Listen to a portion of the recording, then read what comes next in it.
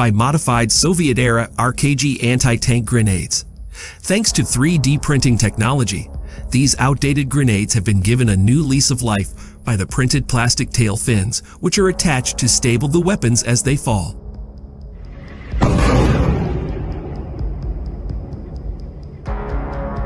Ukraine is using groundbreaking technology to revive old Soviet grenades that can be dropped from drones to obliterate Russian forces. This is reportedly causing chaos to the top of turrets on Russian tanks, or they are not too well protected.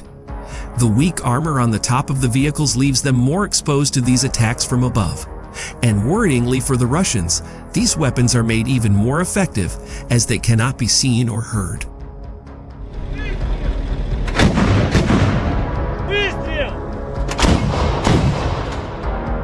The new weapons, dubbed the RKG 1600, only weigh about 1 kilogram.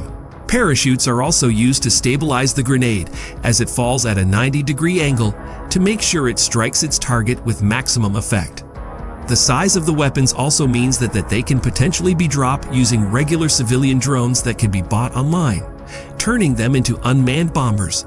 But the Ukrainian army has been dropping these bombs using octocopter drones.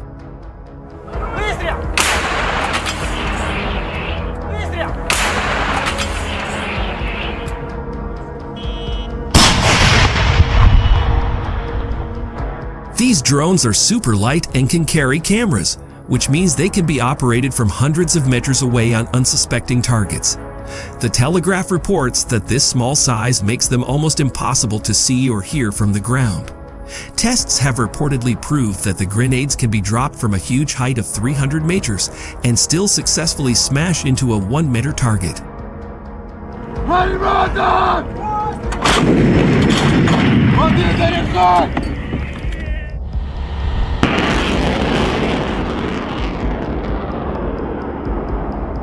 Aerorozvidka, a unit of Ukraine's army, has released a video revealing its octocopter drones with 2 RKG 1600 bomblets mounted beneath them. Footage also showed the modified weapons being dropped onto Russian soldiers.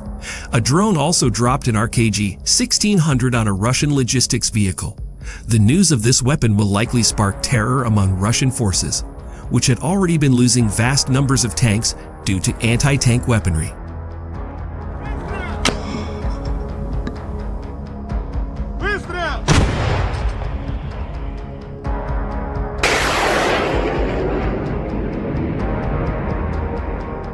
While reports differ, the number of Russian tanks destroyed in Ukraine is thought to be at least in the hundreds.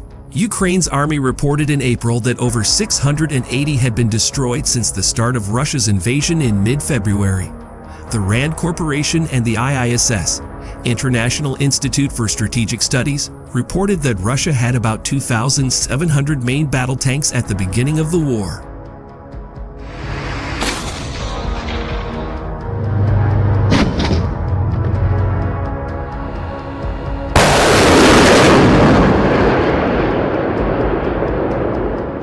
While the updated Soviet grenades might be giving Russian tanks a hard time, a vast array of other weapons provided to Ukraine have been sending shivers down the spines of Russian troops too. The UK has sent thousands of next-generation light anti-tank weapon missiles NLAW, as well as Javelin missiles. NLAWs also exploit the exposed turret top of tanks as they explode when passing over. Nick Reynolds, research analyst in land warfare at the Royal United Services Institute, RUSI, told the BBC, Javelin and NLAW are very potent. Without this lethal aid, the situation in Ukraine would be very different.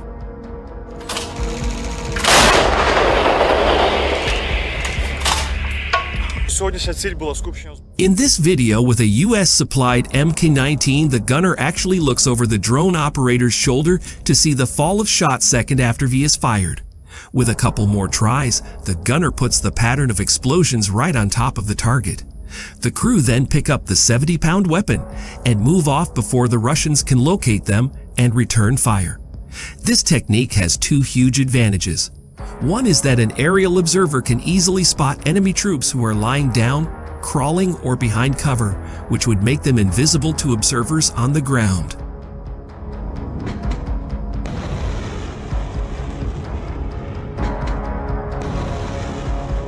Ukrainian artillery units now appear to be universally supplied with drone spotters, which has greatly increased their effectiveness. Ukrainian tank gunners are also using indirect fire, using drone spotters and a software system called Nettle to score kills against other tanks from unprecedented range.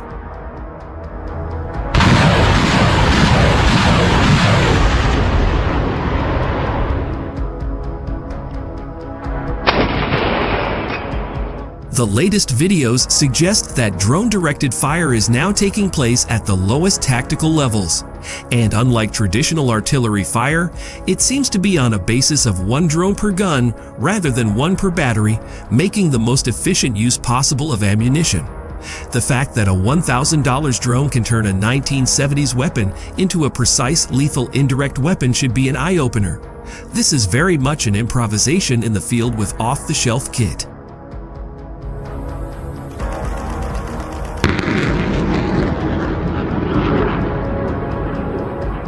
Military gear designed to work together, with the drone and grenade launcher forming an integrated system, should be far more effective in terms of rapidly acquiring targets and directing fire onto them. The grenades, plunging down at a steep angle, can hit targets who would be immune to direct fire, like those in the first section of this video. Russia has been a major power in space exploration from the 1950s. It was the first country to put a satellite in orbit with the Sputnik 1, and also the first country to put the first human in space in Yuri Gagarin. One thing that both Yuri and Sputnik had in common was that they were both launched from the Baikonur Cosmodrome in southwestern Kazakhstan.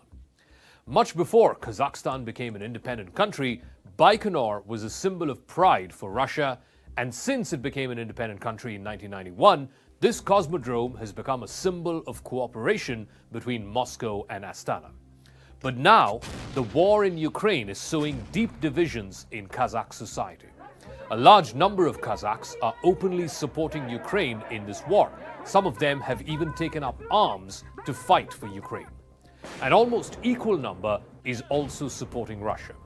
On Crux Decode, the consequential fallout on Kazakhstan of the Russia-Ukraine war. How does Astana balance its interests with Russia on the one hand and a war that is costing it dearly? How does Kazakhstan maintain its newfound warmth with Washington and other Western partners?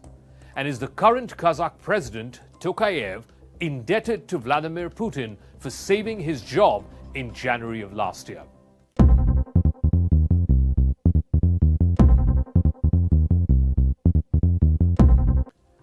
Since Russia's annexation of Crimea back in 2014, Kazakhstan has taken a balanced position on the conflict, distancing itself as much as is possible. It has also, over the years, abstained from several United Nations votes to condemn Russia, including after this war started. Kazakhstan has also consistently refused to recognize breakaway Ukrainian provinces in the Donbass, which is the very reason why Putin launched this war in the first place.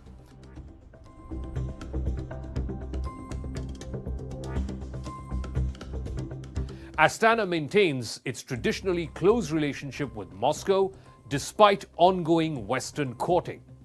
US Secretary of State Antony Blinken was in Kazakhstan recently, where he held the first ever meeting of what is being called the C5+1.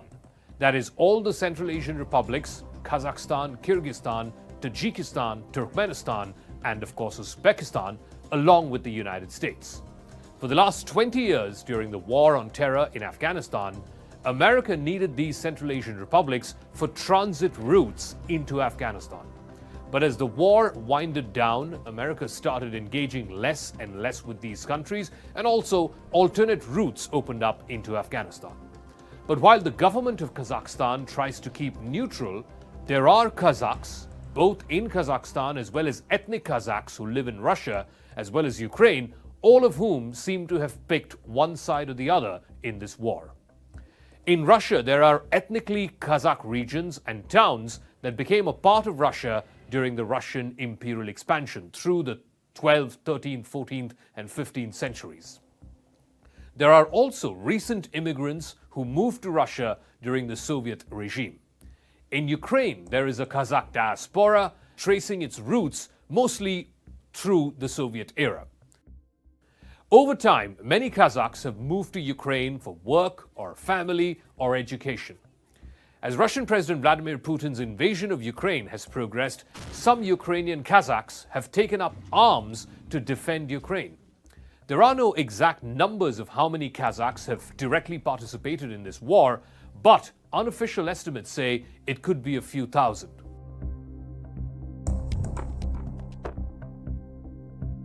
The government of Kassym-Jomart Tokayev, Kazakhstan's current president, has no love for his countrymen fighting on Ukraine's behalf. His government recently instituted a law where one might have to face up to 9 years in jail for taking part in a foreign conflict. A previous corresponding law, which was adopted in 2014, right after the Russian annexation of Crimea, kicked off the Donbas conflict. Since then, several Kazakhs have ended up fighting in Donbas and other parts of Ukraine. At least 30 criminal sentences for participation in foreign conflicts have been handed down by Kazakh courts between 2015 and 2019. The most recent conviction of 3 years was conferred in 2020. At least 3 mercenaries are known to be awaiting a trial. Most recently, in April of this year, Kazakhstan's security forces said that they're investigating at least 10 cases of Kazakhs who fought in Ukraine. However, the threat of prison is not stopping ordinary Kazakhs fighting for Ukraine, or even for that matter, those who are fighting for Russia. While it is unclear how many Kazakhs are fighting, as neither army has released an ethnicity breakdown, it is estimated that about 400,000 Kazakhs lived in Ukraine as of 2018. This is data compiled by Radio Aztik, a Kazakh language radio station which is pro-Ukraine.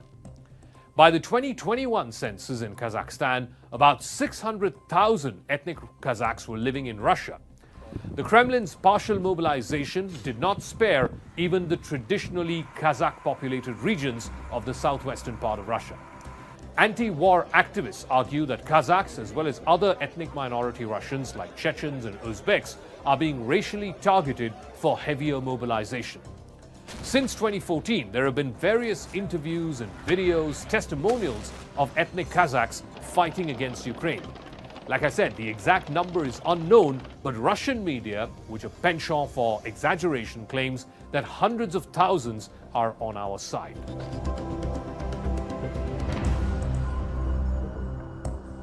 Moscow remains Astana's closest security and economic partner, with imports from Russia over a third of all Kazakh imports.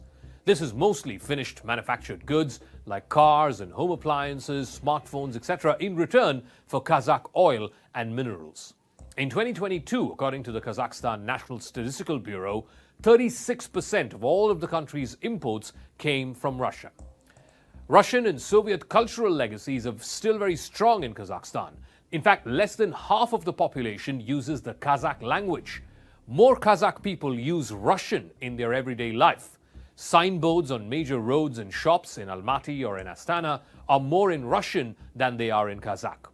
There's also one more catch for the government of President Tokayev, and that's because he received support in suppressing the January 2022 protests. It was called the Bloody January protests, which was a mass uprising triggered in large part because of rising economic inequality.